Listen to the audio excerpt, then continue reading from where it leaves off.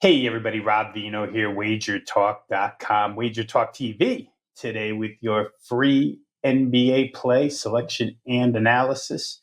We're going to get to the Cleveland and Indiana rematch contest first, and then we'll back that up by going to Philly and doing the Oklahoma City, Philadelphia for you. But first, let me go ahead and tell everybody about the special going on here at WagerTalk.com right now. In fact, it's going to start this evening, so I'm giving you a little bit of a head start here. Buy a 3-day all-access pass and get the 4th day free. So $69, the regular price for 3 days. You'll get 4 if you purchase. I think this offer begins at 8 p.m. Eastern time tonight, 5 Pacific. So you want to get in tonight, get yourself 3 full days and the 4th for free. That'll drag you right into Saturday college basketball, which is a huge day. Or you could take it, I guess you could take it whichever 4 you want and extend it through Sunday's NFL playoffs. But once again, 3-day all-access pass. Purchase one today beginning at 8 p.m. East, 5 p.m. Pacific. Get the 4th day absolutely free. Let's take a look at the Cleveland, Indiana game here. That's what we're here to talk about. And in this particular contest, it is a quick turnaround from Sunday's game when the Pacers, as plus 9.5 point underdogs, upset the Cavs 108-96. Interesting on a couple of levels, especially the fact that the game went 108-96 between Cleveland and Indiana. That game was totaled at 239, only landed 204.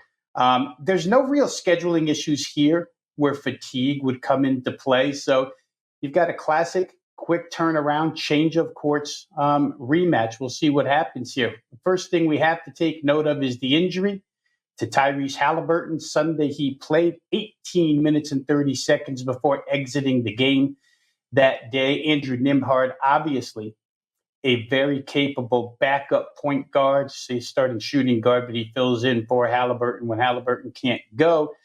But as Rick Carlisle has said multiple times here, the head coach of the Pacers, their offense really works best in unison when the two are on the floor together, Halliburton and Nembhard. One without the other, it's not quite the same. We'll see if that's the case here tonight. They did score 108, as I mentioned, Sunday, with Halliburton only participating for 18.5 minutes. The Pacers' current 5-game run, if you take a look at their last 5-game stats, you're going to find that surprisingly, the Pacers rate as the number 10 defensive efficiency team in the league.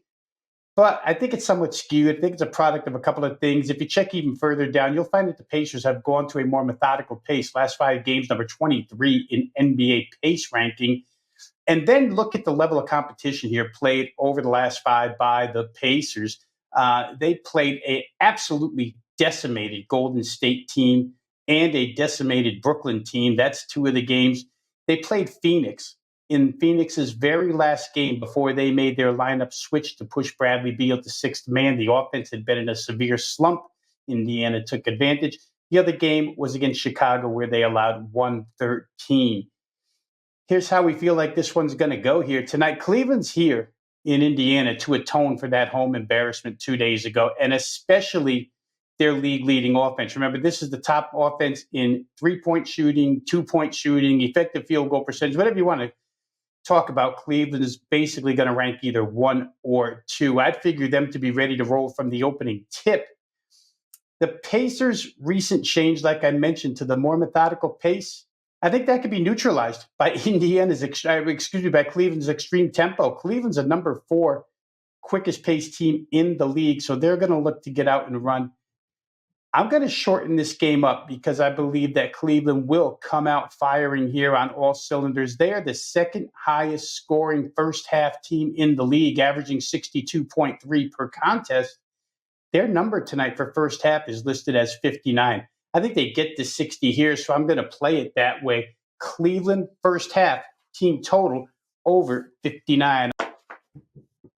We're going to discuss Tuesday's game between the Oklahoma City Thunder and the Philadelphia 76ers. Going to be a free play with analysis here. We'll get right into it. You dig through this game, and on today's board, there is not much in the way of handicapping analysis to provide in this one, but we'll get into some of the deeper component, maybe more meaningful components of this game and see if we can't pull ourselves a free winner out of this one. Let's just start here with the current form of both of these teams. The 76ers here at home, 4-game homestand so far. This will be the fifth. They're 1-3 on this homestand. It's been an absolute disaster. Their only win was against the Washington Wizards. Otherwise, they've lost to 10 by Phoenix, lost by 8 to the Pelicans, lost by 5 to a banged-up Orlando team. So Philly obviously going wrong direction. Oklahoma City, on the other hand, absolutely torrid. I feel like you could say that every day of this season for this team, but they have an 8-game stretch going right now where they've won 7 of 8. The only loss in that stretch was to the Cleveland Cavaliers, 129-122. 5 of the 7 wins posted by OKC by 18 plus. Just absolutely walking in, destroying people, and going on to the next game. Here, this could be, well, let's start. The matchup here figures to favor Oklahoma City real quick because, again, Philadelphia's got no rim protection. Joel Embiid's out of this game. Andre Drummond's out of this game. Oklahoma City loves to attack the rim. They're a paint-based team offensively. You could almost consider this as a layup drill for OKC. Even KJ Martin, somewhat of a rim protector for Philadelphia, still out for this team. So they don't have anything to prevent OKC from getting to the rim. It eases up the pressure on Isaiah Hartenstein, who usually is a one-man band in the interior for OKC. Tonight, he shouldn't have any problem whatsoever. Those of you who do play props, maybe you want to take a look at Hartenstein. What interests me here, though, and what stops me from rushing to the window with OKC, and there has been a little bit of Philadelphia money, and maybe because of this reason, slight scheduling problem. I wouldn't say problem, maybe concern for OKC. Let's just start with Philly. They're on the front end of back-to-backs. Going to play tomorrow night. I don't think it matters that Philadelphia's on the front end of a back-to-back. It does matter that they're closing the homestand here. Perhaps they give an all-out effort for the home fans. We will see. But for Oklahoma City, it's the final game of a 4-game road trip. Will they get lackadaisical? I can't really say that because Oklahoma City seems to never get lackadaisical. They're so deep and so talented that they just reel guys in, reel guys out, and they play hard each and every night. They'll find some combination that works. There's also a look ahead for OKC. They conclude this trip, and maybe their eyes are on 2 nights from now when they go back home and get their rematch with the Cleveland Cavaliers. So interesting from a scheduling perspective. I guess you could make the case that you would like Philadelphia plus points.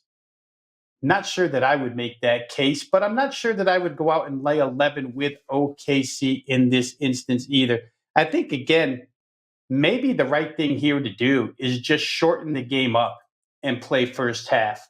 Oklahoma City in the first half here is a 6.5-point favorite. To see them up by 7 at the end of the first half, I don't think would be a big deal. I'm going to use that as the free play here. I'm not going to argue anybody off of OKC full game simply because they've been destroying people by more than what's required here. But I do think that maybe their top unit against Philadelphia's top unit is just a severe mismatch that we can take advantage of. So that'll be your free play here.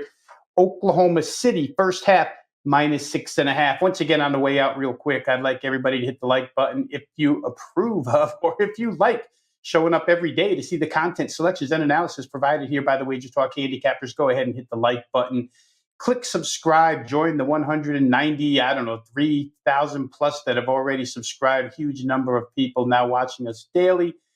If you have a comment on this game or any other, if you have a selection you'd like to post, go ahead and drop the comments. I like to respond to them as quickly as I can. They're all appreciated. So for now, this is Rob Veno from WagerTalk TV saying good luck with all your bets.